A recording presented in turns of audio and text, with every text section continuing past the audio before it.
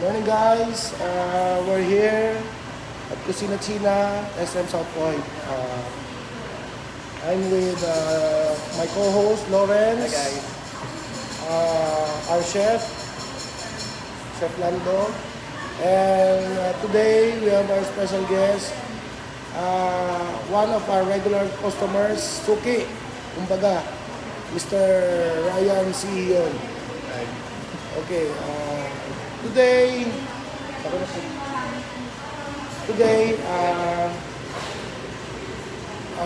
medyo gloomy weather, medyo maulan, so nag-prepare tayo ng mga dim sum.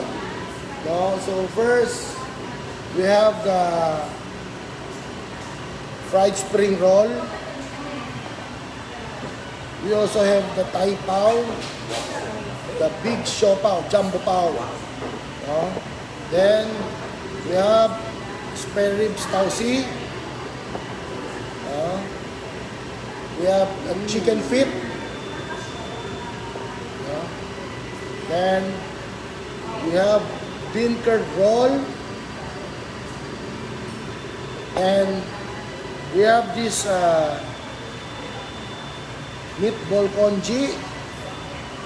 And this one, the beef wonton noodle soup. Medyo mainit guys.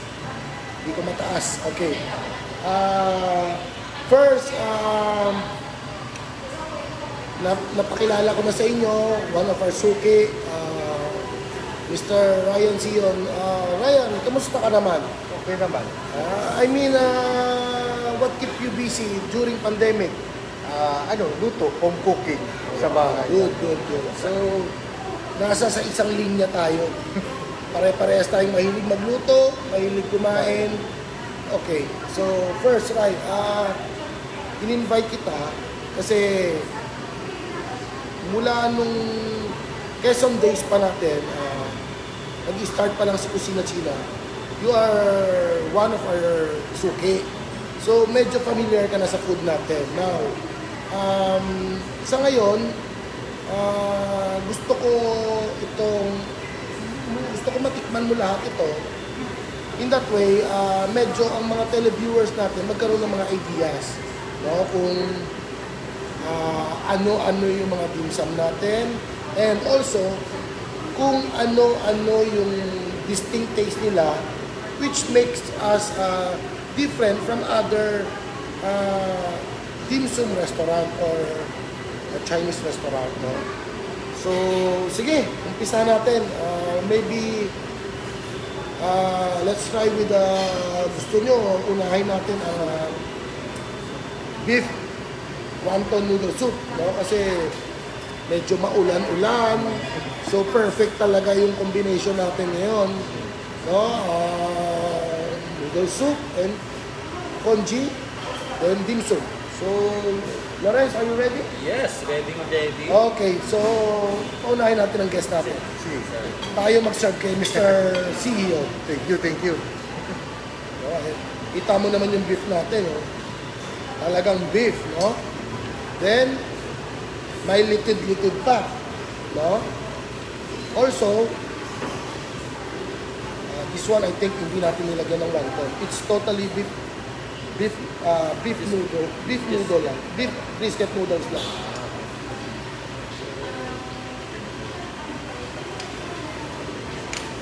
Sige. Tikman mo sa Ryan. Lawrence, ikaw na kumuha sa'yo. Ano nang uli yung beef, oh. Itam na yung beef.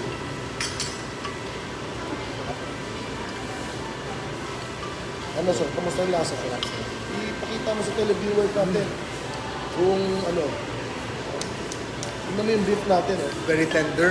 Malambot. Oo, lambot. Diba? Hindi matigas. At the same time, kung titignan mo yung color, hindi siya sunog, hindi siya maitim. Overcook. No? Hindi siya overcook. Anong masabi mo, Lawrence? Perfect siya for gloomy weather. Oh, Malamig. lambot, oh. Ha? Oh? Yun. Ganda, oh. Sir Ryan, alam mo ba itong noodles natin, is Hong Kong noodles ang ginagamit natin? So, anong pagkaiba ng Hong Kong noodles sa Okay. local na making? Yes. Yung difference is, yung Hong Kong noodles, kung makikita mo yung strand niya, is very fine. Papakita natin sa mga viewers. Ah, very fine. No? Tapos, hindi siya sagi. Hindi yung lumulobo. Tapos, hindi siya yung basta-basta napuputol.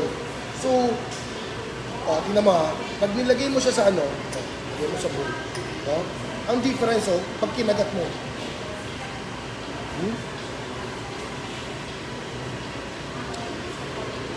may nanam siya. Hindi kagaya ng mga noodles na nabibili natin na ano lang, na wait lang. Pag yung noodles personally, in Ilonggo, gahabok. No? So atin hindi, oh. Tingnan mo yung strands, buo. So from there, iba talaga yung Hong Kong noodles. And also, alam naman natin Hong Kong noodles siya, so imported siya. Oh. Tikman po siya. Now, natikman natin yung beef noodles. Ito ako, one of my comfort food is congee. No?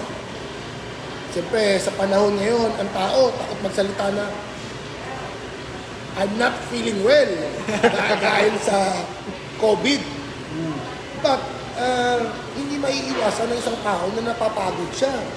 Siyempre, nai-stress tayo sa araw-araw na nangyayari sa buhay natin.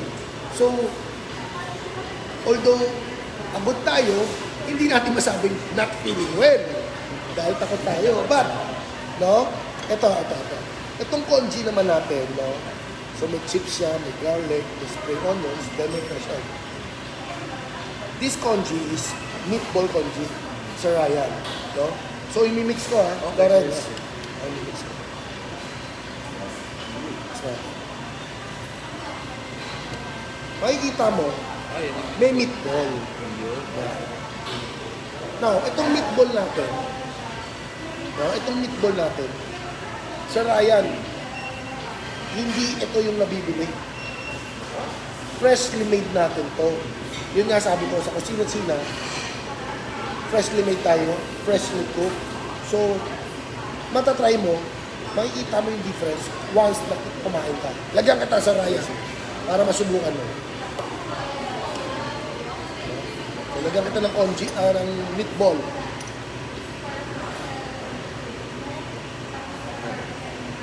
Subukan mo, sir.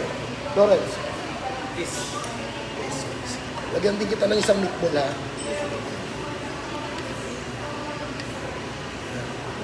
Subukan nyo. See the difference. Diba? Tikman mo yung meatball. Diba? Malalaman mo pag bago at luma, eh. Kasi pag medyo luma na siya, parang umiitim.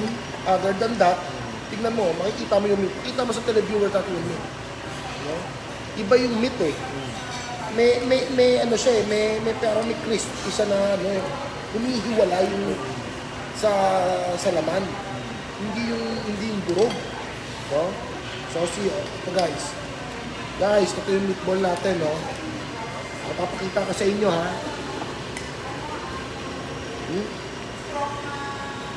Yun, oh. Makikita nyo talaga yung difference. No? So, hindi siya yung typical na meatball lang na nabibili, ilalagay natin sa ano, no? Hindi siya pudpud, hindi siya pudpud. Freshly cooked talaga to, freshly made to. Makikita mo sa Ryan, no? Makikita mo yung meat, oh. iba talaga yung lasa pag fresh. Iba, tapos yung meat talaga tender siya, tapos Iba yung May, ano, fresh. may bounce. Meron. Ano niya. Actually, kaya ko ubusin ito mag-isa eh.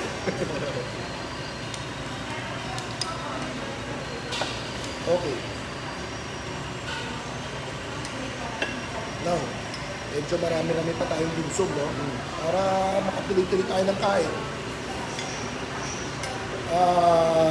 First, introduce natin itong spring roll sa Ryan. Fried siya, no? Fried. Yun yung meat. No? Itong spring roll natin, what make our fried spring roll different sa ibang mga spring roll na binibenta in the market is, nakikita mo, juice inside the meat, hindi tuyo. Hindi siya tuyo. No? Then, pag kinagat mo siya, may crispy siya. Subukan mo sa Ryan. Tingnan mo. Ako, kanatin ko.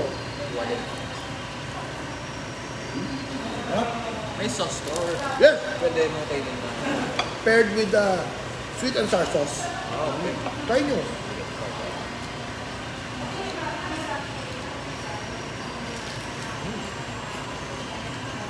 Oh. Ha? Ano masasabi nyo? Ha? Quick. Actually, ang fried spring roll natin, one of the saleable items sa dimsum list natin. No? Then, also, ito very common sa lahat. No? This one is the spare ribs tausi. Kadalasan, yung iba, sa Ryan, meron kasi tayong rice topping yan.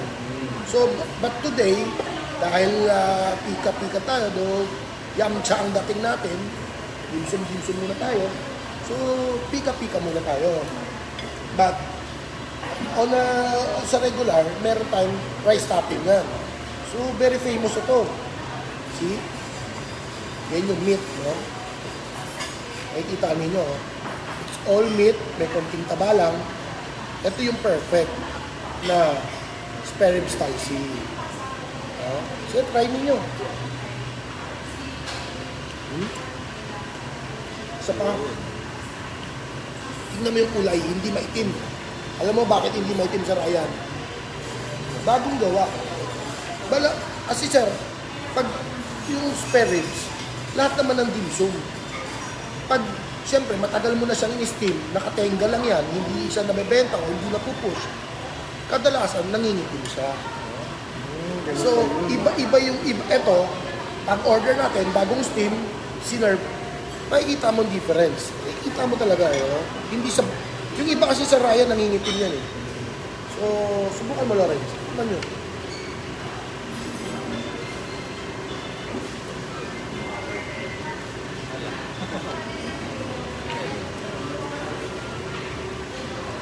Sarap eh. Humihiwalay eh. Yung karne sa buto.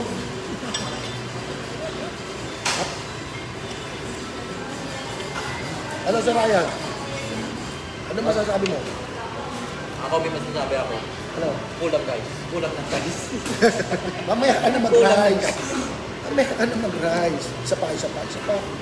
Parang kulang eh. Bitin. Iba talaga pag fresh is, yung iba kasi matagal ng frozen eh, di ba? It's either frozen sa Ryan or matagal na siya na steam. So, paulit-ulit na lang ini-steam. Iba yon. Eh dito sa kusina China, daily, Fresh. malakas yung meat natin, malakas yung mga ganito natin kasi best seller siya eh. So, laging bago. Hindi tayo nag-i-stock ng luma. At kami, may system tayo dyan. First in, first out. Okay, Nick. Ryan. Next. Ito, paborito mo rin to eh. Okay, guys. No? Sa mga mahilig sa chicken feet, tingnan nyo po ang chicken feet natin. No? Fresh po ito. No? Bagong gawa, bagong steam. Tingnan niyo po ang kulay. Tingnan nyo. No? Sinong hindi may in love sa chicken feet? Diba?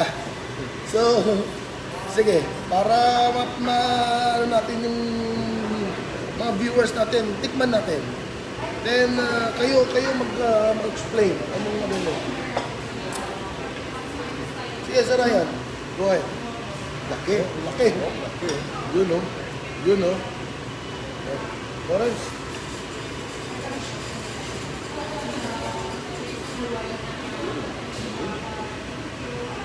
Ay, nahulog.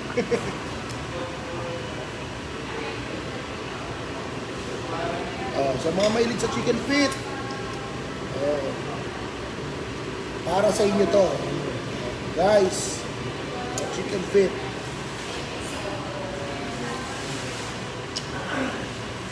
Sarap.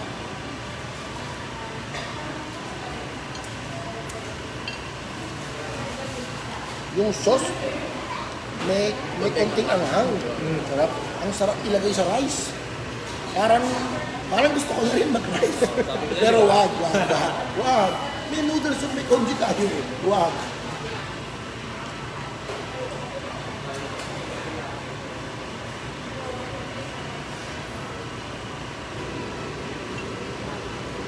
Sa mga televiewers natin dyan, open po ang Kusina China Monday to Sunday from 10 a.m. to 9 p.m. Located po tayo sa SM South Point. Marami pong parkingan. Sa mga nahihirapan naman po mag-dine in or nag-aalangan po kayo, wala pong problema. We deliver. We have our delivery partners like Grab and others. So guys,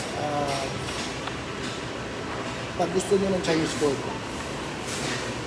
si Kusina China, always ready para sa inyo. Ay, right. Balikan mo na. Kasi, introduce naman natin yung ano. Okay.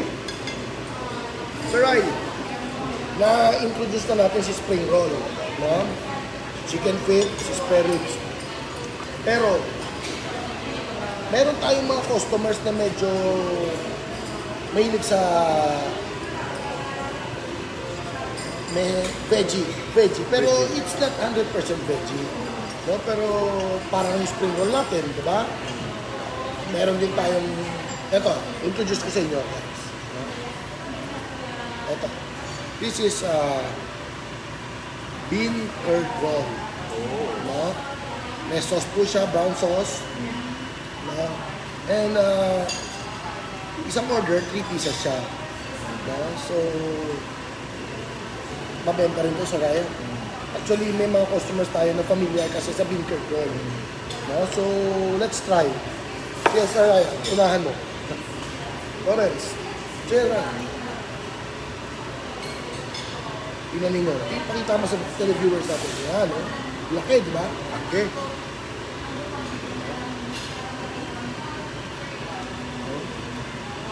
May sauce, ha? May sauce siya. No? So, sa variety lang ng dimsum, marami tayong variety ng dimsum na pwede nyo pagpilian. Depende po sa gusto ninyong panlasa. Kasi ang tao nagkikrave eh. Araw-araw, iba-iba ang gusto natin kainin. So, maybe si Kusina China maging one of your options. No? So, marami tayong tiniteacher na food kung ano tutugma sa inyo. Kamusta ang lasa? Sir Ryan, i-explain mo naman. Sarap. Lahat masarap.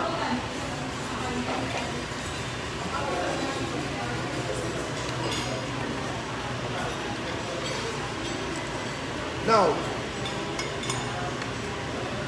itong last dimsum product na gusto ko i-promote sa Ryan is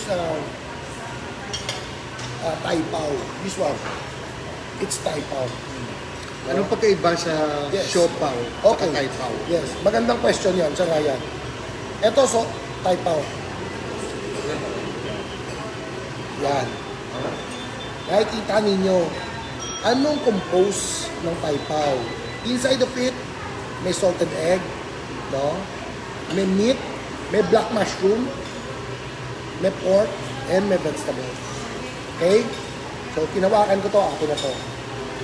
No? Kuha ka sa Ryan. Parang isang ganyan magbusog ka agad eh. Actually, may Hong Kong, oh, nakalimutan ko po. Eh? May Hong Kong chorizo pa siya. May chorizo. Pakita mo sa Ryan. Yun, may chorizo. Tama lang. Okay, magandang question yung tinanong mo sa Ryan. Anong difference ng regular asado pao natin sa Thai pao? The question is, ang sagot dyan kasi ganito. Yung regular siopaw natin, asado pao natin, maliit lang siya. Isang order, 2 pieces. Si Thai pao, isang order, isang piraso, pero malaki. Now, ang nung pinagkaiba ng laman? Yung asado pao natin is pork asado siya. No? Na may na-grind siya, na may sweet sauce inside of it. Not like ang Thai pao natin, this one, nakikita niyo buo yung laman sa loob. So buo siya, may salted egg, may Hong Kong chorizo, may pork, no? May black mushroom, and may vegetables. So kumbaga, complete package na siya. Pero sa totoo lang sa Ryan, ang isang order, hindi ko kaya kainin mag-isa ko. So, mas maganda yung kinaka-cut into 4 ko siya para kung wala ako na makain ko, yung hindi ko makain, pwede ko take out. So, ganoon ang ginagawa ko. Share. Share. Actually, yung pagkain ni Kusina China is, is good for sharing naman talaga. Depende lang talaga sa customers kung, for example, rice topping, meron talagang customer na isang rice topping para lang sa kanya. Actually, nag-a-add pa sila minsan ng another extra plain rice. Diba?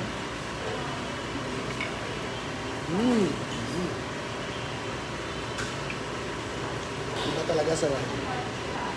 Ako di ko kaya kainin yan yung isa. Isang buo, Hindi, di ko kaya. more or less half. Bigat ito. Mabigat na siya. Kasi, syempre, may tinapay siya. Ayun o, salted egg. Pakita mo sa viewer. Pakita mo sa viewer sa salted egg. Yun o. Tapos yung atin, hindi daya kasi may mga siopaw na dough lang. Kunti lang yung laman. Pagkagat mo, puro tinapay. Dough lang, tinapay lang. Babalik tayo sa usapan. No? Gusto ko malaman ng mga viewers natin, ginagawa natin itong Facebook Live in order for them to familiar also sa mga dishes na hindi pa nila alam.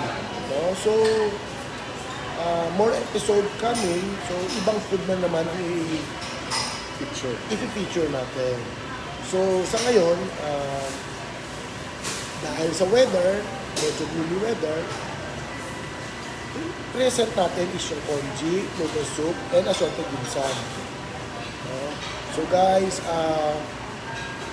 sa mga viewers, sa mga sumusuport sa Kusina China, all these years, maraming salamat po. Hindi namin mararating ito kung wala rin po kayong mga avid supporters, fans, and mga suki. So, rest assured, kami, sa Kusina China team, we will do our best to give you money worth sa binabayad nyo, sa kinakain nyo. No?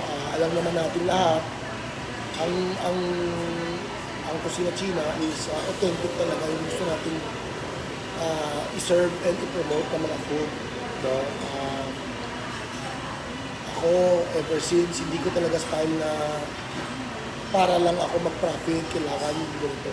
Kasi ako, naniniwala ako na dapat each and every customers na pumasok sa atin dito is maserbisyo natin ng maayos. At gusto natin, once na lumabas sila is masaya sila and sulit, mabusog sila. Hindi yung